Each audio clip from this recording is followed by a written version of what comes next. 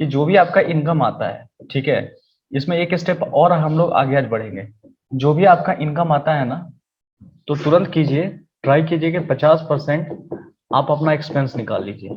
आप माइंड को सिग्नल दे दीजिए कि हमको 50% में ही गुजारा चलाना है, ठीक है। खर्च, इसको रिटर्न ऑन इन्वेस्टमेंट भी कह सकते हो। इसको खर्च नहीं कहते हैं, return on investment. Return on investment क्यों कहता हूँ मैं? मान लो कि मैं खाने पे खर्च किया, तो इसको खर्च नहीं माना जाता, ये रिटर्न होकर के मेरे को देगा।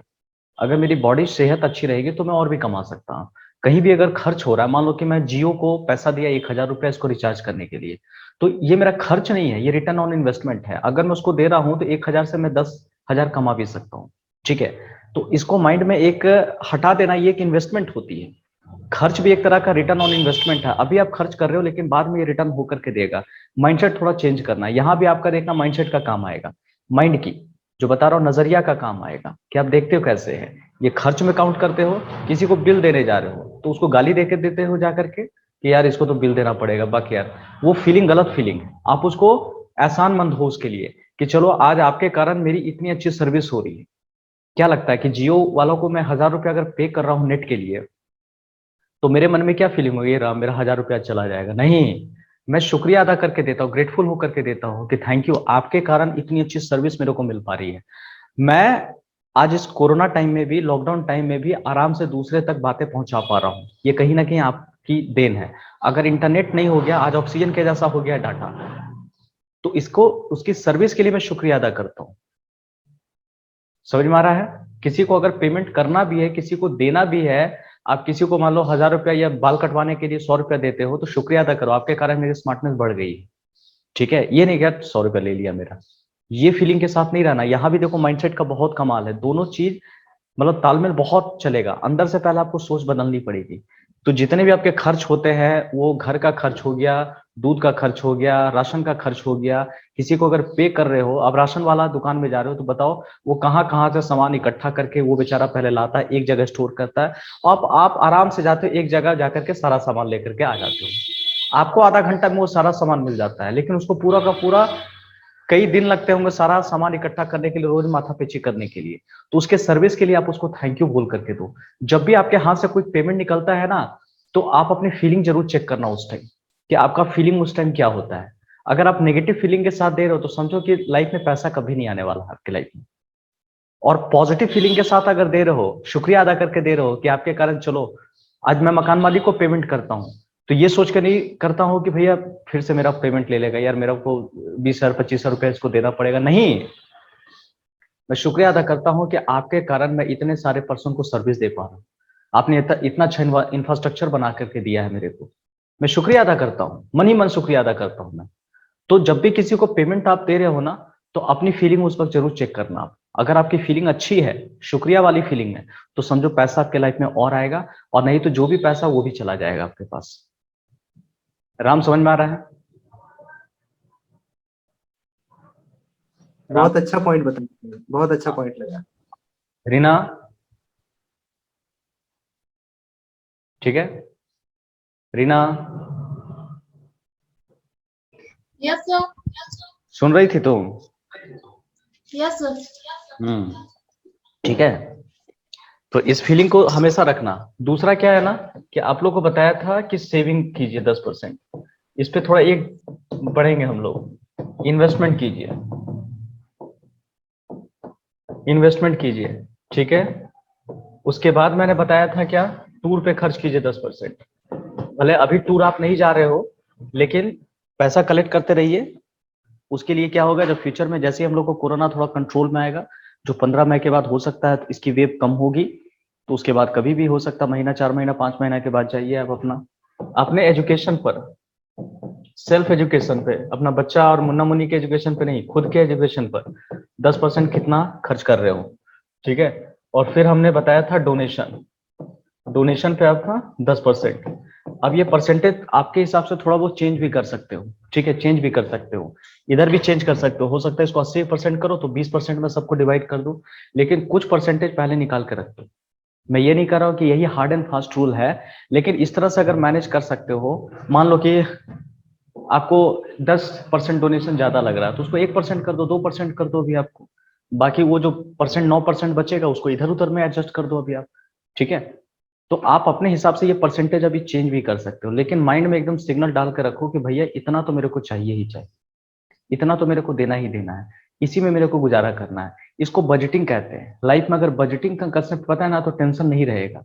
हर चीज के लिए बजट बना हुआ है, हर चीज की जगह पैसा वहां पे डाला हुआ है। अगर बैंक इतने सारे खुलवा के नहीं रखे हो तो कोई बात नहीं है, नोटों का बंडल बना लेना, घर में रखने का अगर सिस्टम है तो उस पर ऊपर एक कागज कार्ड रख करके वहां पे लिख दो एक्सपेंस का खर्च है। दूसरा बंडल बनाओ, इस पे लिख दो कि टूर के लिए पैसा जमा हो रहा है, या चुक्का जो होता है या पिगी बैंक होता है या बॉक्स टाइप का बना लो, कुछ बना लो, लेकिन अभी भी अभी से आदत बनवाओ।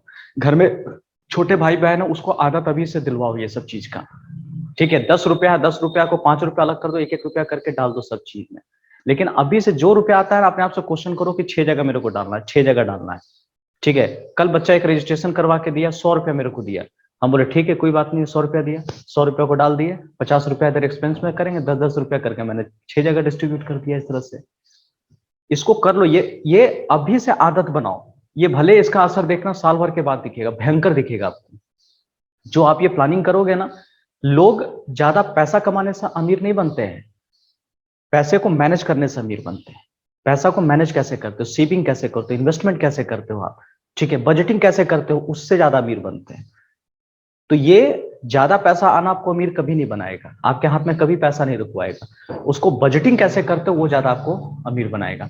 हर सक्सेसफुल पर्सन की यही कहानी होती है कि मैं बजटिंग बड़ा अच्छा करता हूँ, मैं मैनेज बड़ा अच्छा करता हूँ, सेविंग इन्वेस्टमेंट बड़ा अच्छा करता हूँ। आप कितना रुपया ला रहे हो कोई मैटर नहीं करता है। अभी आपकी सैलरी हो सकता है 10,000 हो, 1 लाख रुपया भी अगर आने लगेगा ना, 2 लाख रुपया भी पर मंथ आने लगेगा, फिर भी आपके पास पैसा नहीं टिकेगा। लेकिन कोई अगर 10,000 रुपया भी कमा रहा है और इसको इस चीज का नॉलेज है ना, तो 1 लाख रुपया वाला से ज्यादा कमा करके रख देगा, ठीक है, 1 लाख रुपया वाला से ज्यादा कमाएगा। और उसके बाद इसके बाद आपको क्या करना है, 3 स्टेप में इसको बांट देना है। एक करना है short term goal, short term goal आपको करना है। एक हो गया long term goal, sorry medium term कर लो, एक आपको मीडियम टर्म करना है, और एक हो गया लॉन्ग टर्म गोल करना है, लॉन्ग टर्म गोल करना है आपको, ठीक है। तो अब ये है क्या, इसको ध्यान से देखिएगा। ये इसी पे आपको एक कॉलम और बनाना है, ये जो मैंने आपको बताया ना इसी पर आपको बनानी है, इस बात को ध्यान दीजिएगा। इसको क्या करना होगा, जितना पैसा आपके पास आ रहा है, जो भी पैसा आपके पास आ रहा है, आपने बजटिंग भी कर लिया, तो बजटिंग करने के बाद भी आपका क्या प्लानिंग बनता है, आपका क्या प्लानिंग यहाँ पे बनता है, ठीक है। पैसा को आपने चलो ठीक है बजट कर दिया, सेविंग हो गया, इन्वेस्टमेंट हो गया, तो उस पैसा को भी आप कैसे मैनेज करोगे, उस पैसा को भी 3 कैटेगरी में बांटना होगा, ठीक है। मान लो कि मेरे पास इन्वेस्टमेंट आ गया, इन्वेस्टमेंट में 10,000 रुपया आ गया जी, अब उस 10,000 को क्या करोगे जाकर के, उसको भी 3 पार्ट में बांटना है, हर कैटेगरी को 3 पार्ट में जाकर के बांट दो। शॉर्ट टर्म क्या है, लॉन्ग टर्म क्या है, मीडियम टर्म क्या है, ठीक है। शॉर्ट टर्म क्या होता है, जो आपको 1 साल के अंदर में अचीव करना है, 1 साल के अंदर में अचीव करना। मीडियम टर्म क्या है, ये करीब 5 साल के अंदर में आपको अचीव करना है। और ये क्या होता है कि अगला मान लो 30 साल के अंदर में आप क्या कहाँ देखना चाहते हो, 30 साल के बाद कहाँ देखना चाहते हो। मान लो आज आपने काम करना स्टार्ट किया 25 साल में, तो 55 साल के बाद अपने आप को कहाँ देखना चाहते हो, आपकी लाइफ कैसी होनी चाहिए, क्या आप उस टाइम भी काम कर रहे होंगे 55 साल के बाद, या आपको रिटायरमेंट की जरूरत पड़ेगी, आप अपने हिसाब से जिंदगी जी रहे होंगे, आप कहीं घूम रहे होंगे, फिर रहे होंगे, मौज मस्ती कर रहे होंगे। आपकी लाइफ अभी जैसे चल रही है 55 साल के बाद भी वैसे ही आप देखना चाहते हैं अपने आप को, या कुछ उसमें चेंजिंग करना चाहते हैं। इसको भी आपको 3 कैटेगरी में बांटना है। और क्या करना है, शॉर्ट टर्म गोल में मान लो पैसा इन्वेस्टमेंट करना है, तो पैसा इन्वेस्टमेंट पता है 3 तरीके से आपको करना है। जो भी आपको पैसा अगर आ रहा है तो शॉर्ट टर्म अपना गोल देखिए कि 1 साल के अंदर में मेरे को क्या क्या खरीदना है, या मेरी ड्रीम क्या क्या हो सकती है। आपका कुछ भी ड्रीम हो सकता है। शॉर्ट टर्म गोल अगर आप देखना चाहोगे तो 1 साल के अंदर में किसी का हो सकता है कि भाई मेरे को कार खरीदना है भैया, वो हो सकता है दूसरा साल के अंदर में। लेकिन 1 साल के अंदर में डाउन पेमेंट मेरे को कर लेना, कम से कम 1 लाख रुपया मेरे को डाउन पेमेंट करना है। मतलब कि 1 साल के अंदर में लाख रुपया होना ही चाहिए मेरे को। या आपको फी कहीं का भरना हो, 1 लाख रुपया मेरे को फी भरना है इस साल के अंदर, मेरी बजटिंग एकदम क्लियर कट होना चाहिए। और ये भी क्या होना चाहिए, एकदम इसको कहते हैं ना स्पेसिफिक स्मार्ट स्ट्रैटेजी पे काम करना है। ये स्मार्ट स्ट्रैटेजी बताया था, एकदम स्पेसिफिक नाम लिख दो, स्पेसिफिक एकदम नाम लिख दो। मान लो कि पढ़ाई के लिए, भाई की पढ़ाई के लिए, यहाँ लिख दो ब्रदर की पढ़ाई, ठीक है, कि पढ़ाई मेरे को करवाना है, भाई की पढ़ाई मेरे को करवाना है, ठीक है। मेजरेबल कितना आपको, उसको एक अमाउंट लिखो, क्लियर कट। जितनी लाइफ में क्लियरिटी आएगी वो काम उतना आसान होता चला जाएगा आपको। जैसे घर से लेकर के इंस्टीट्यूट आने में क्लियरिटी है, आपको पता है कि जाना कहाँ है, इंस्टीट्यूट, एकदम क्लियर कट पिक्चर पता है। कितना किलोमीटर है, 3 किलोमीटर जाना है। मेजरेबल है, पता है कि 3 किलोमीटर मेरे को जाना है, टाइम कितना लगेगा, 10 मिनट लगेगा, एकदम क्लियर कट मेरे को पता है, ठीक है। तो मेजरेबल आपको होना चाहिए कि भैया कितना लाख लगेगा, हो सकता है 2 लाख रुपया लगेगा मेरे को, तो एकदम क्लियर कट, इसको कहते हैं मेजरेबल हो गया। क्या ये अचीवेबल भी है? अचीवेबल कहने का मतलब क्या, आपको वहां तक जाने का रास्ता पता है, 2 लाख आप क्या अर्न कर सकते हो, 2 लाख क्या क्या स्ट्रैटेजी आपको पता है। तो 2 लाख होने के लिए आपको सेविंग कम से कम कितना करना पड़ेगा, अगर इसको 12 से आप डिवाइड कर लो, ठीक है, 12 से डिवाइड कर लो, तो करीब 20-25 हजार के आसपास का आपको कम से कम सेविंग करके रखना पड़ेगा। तो क्या आपके पास 20-25 हजार का इनकम अभी है, कम से कम है क्या आपके पास, उतना मिनिमम है आपके पास? तो इसको कहते हैं अचीवेबल। क्या ये तरीका पता भी है कि नहीं आपको, क्यों अचीवेबल है? पता चला 10,000 रुपया भी कमाते हो, 2 लाख रुपया कहाँ से अर्न कर लोगे, नहीं हो पाएगा। तो अपने आप से क्वेश्चनिंग करो, क्या सच में ये अचीवेबल भी है कि नहीं है। अपनी स्टेटमेंट देखो, और वो भी 20,000 रुपया आपको क्या करना पड़ेगा, इन्वेस्टमेंट या सेविंग में डालना पड़ेगा, 20,000 रुपया करना पड़ेगा, अचीवेबल होना चाहिए, ठीक है। तो ये मान लो कि 20,000 का टारगेट रख लो, ठीक है, 20,000 का टारगेट लो, और उसी तरह से ये रेलिवेंट होना चाहिए, रेलिवेंट, जो आप काम कर रहे हो वो आपके टारगेट से मैच भी करना चाहिए, जो काम आप करने वाले हो रेलिवेंट एकदम होना चाहिए। ऐसा ये नहीं कि आप काम कुछ और कर रहे हो और आपने प्लानिंग कुछ और का बना लिया है। आपको 2 लाख रुपया कमाना है और टारगेट बन गया कि चलो ठीक है 20,000 रुपया मंथली कमाना है, और पता चला कि आप 10,000 रुपया वाला काम भी नहीं कर रहे हो, ठीक है, तो वो रेलिवेंट नहीं है। तो आपको उस हिसाब से प्लानिंग करके बनाना पड़ेगा, वो रेलिवेंट भी होना चाहिए आपका, और टाइमली होना चाहिए। टाइम आपको फिक्स करना चाहिए कि कब तक आपको करना, तो 1 साल यहाँ लिखना पड़ेगा, ठीक है, 1 साल। जब तक किसी को टाइम आप नहीं दोगे, टाइम फ्रेम नहीं दोगे, तब तक वो सिर्फ ड्रीम बन के रह जाएगा, गोल में कभी कन्वर्ट नहीं होगा, लगेगा सपना अच्छा कर लेंगे, वो सिर्फ ड्रीम बनेगा, ठीक है। तो ये स्ट्रैटेजी पे आप काम कर लो कि आपका लॉन्ग टर्म गोल कैसा है। लॉन्ग टर्म गोल में आप अपना कहाँ कहाँ इन्वेस्टमेंट कर सकते हो, कैसे कैसे कर सकते हो। इसके लिए आप क्या कर सकते हो, मान लो रेकरिंग डिपॉजिट कर सकते हो। रेकरिंग आपको समझ में आता है, रेकरिंग कि अगर आपका कहीं से सैलरी आ रहा है या कुछ भी पैसा आ रहा है तो ऑटोमेटिक कट करके वो दूसरे जगह जाकर के डिपॉजिट हो जाए, रेकरिंग डिपॉजिट में चला जाए।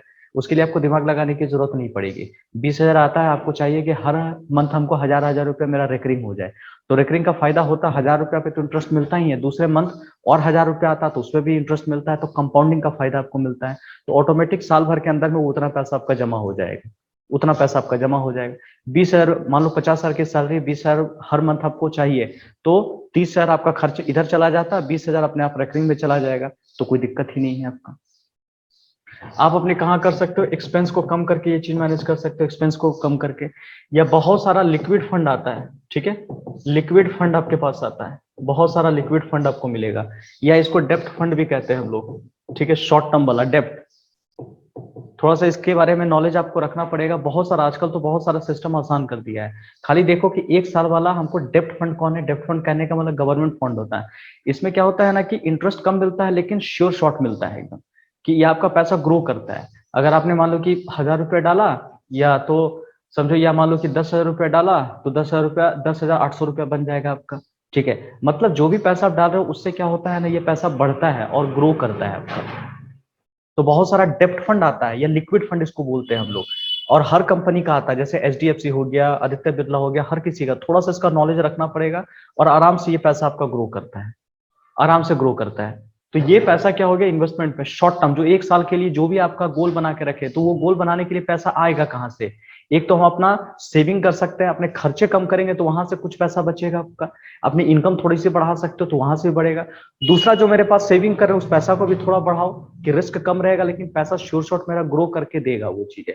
तो इन्हीं 3 तरीके से हम लोग अपना शॉर्ट टर्म गोल अचीव कर सकते हैं। 1 साल का गोल तुरंत बना लो, माइंड में होना चाहिए कि 1 साल में हम कहाँ पहुंचना चाहते हैं। अगला 5 साल में क्या आपका गोल होना चाहिए, आपको क्या अपना कोई घर खरीदना हो, ठीक है, या कोई बिजनेस आपको 5 साल के अंदर में क्रिएट करना हो तो उसके लिए आपको कितना पैसा की जरूरत पड़ेगी, तो वो भी स्मार्ट स्ट्रैटेजी पे अपनाइए और 5 साल का यहाँ पे टारगेट लिख लीजिए कि ये 5 साल कि अगला 5 साल मान लो कि 2021 चल रहा है, 2026 तक मैं अपने आप को कहाँ देखना चाहता हूँ, 2026 तक उसमें क्या क्या मेरे प्लानिंग हो सकते हैं। प्लानिंग यहाँ लिख दो बढ़िया से, 2-3 प्लानिंग आप लिख दो कि मेरा, और 2 नहीं तो कम से कम 1 प्लानिंग भी आप लिख दो जो सबसे इंपॉर्टेंट है, उस पर अपने आपको 5 साल में कहाँ देखना चाहते हो ये देखना पड़ेगा।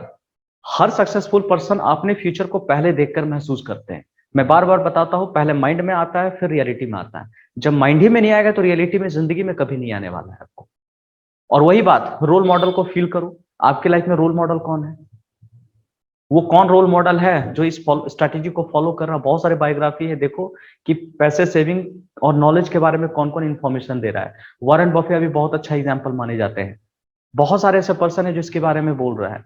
और 30 साल के अंदर में अपने आप को कैसे देखना चाहते हो, अपना 30 साल के अंदर में आपकी प्लानिंग क्या है। कोई रिटायरमेंट की प्लानिंग है तो रिटायरमेंट की प्लानिंग के लिए रिवर्स कैलकुलेशन हम लोग को करना पड़ता है। गूगल में जाओगे ना तो गूगल में जाकर के वहां चेक करना पड़ता है कंपाउंडिंग कैलकुलेटर। कंपाउंडिंग कैलकुलेटर में कैलकुलेटर math.com आता है, वहां पे टाइप करना पड़ता है कि भैया 30 साल में रिटायरमेंट चाहिए तो मेरे को आज से मंथली कंट्रीब्यूशन कितना देना पड़ेगा अगर 12% रेट से हमको देखना है तो, ताकि मेरे को ये लॉन्ग टर्म में 30 साल के बाद कितना रुपया हमको चाहिए होगा। तो मान लो कि 3 करोड़ रुपया चाहिए, 3 करोड़ रुपया मेरे पास होना चाहिए 30 साल में। देखो ये सब डाटा जब तक माइंड में नहीं घुसेगा, एकदम क्लियर स्पेसिफिक नहीं होगा, आप कभी भी अचीव नहीं कर पाओगे।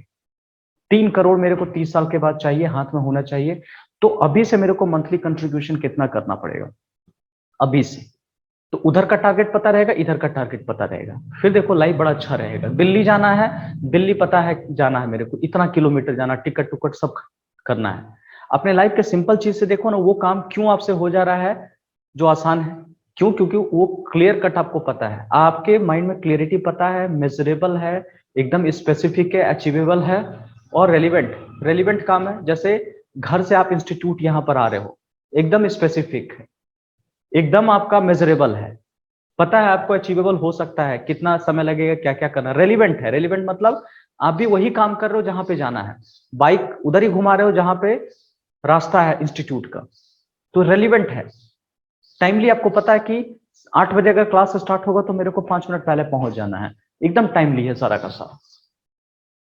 तो अपने आप को देखिए और हर चीज में इसको डिवाइड कर दो। आपका एक्सपेंस भी शॉर्ट टर्म एक्सपेंस क्या होना चाहिए, 1 साल का आपका खर्च क्या होना चाहिए, आपको पता होना चाहिए कि 1 साल में लगभग मेरा खर्च क्या होगा, अपना खर्च क्या होगा। जैसे मैं अपना बात करता हूं तो इंस्टीट्यूट का खर्च, मेरे घर का खर्च, मतलब पर्सनल खर्च, इंस्टीट्यूट खर्च, पर्सनल खर्च कितना है मेरा, दोनों कैलकुलेट करके मैंने 1 साल का कैलकुलेशन कर लिया, मैंने 1 साल का कैलकुलेशन कर लिया मैंने, इतना मेरा को खर्च।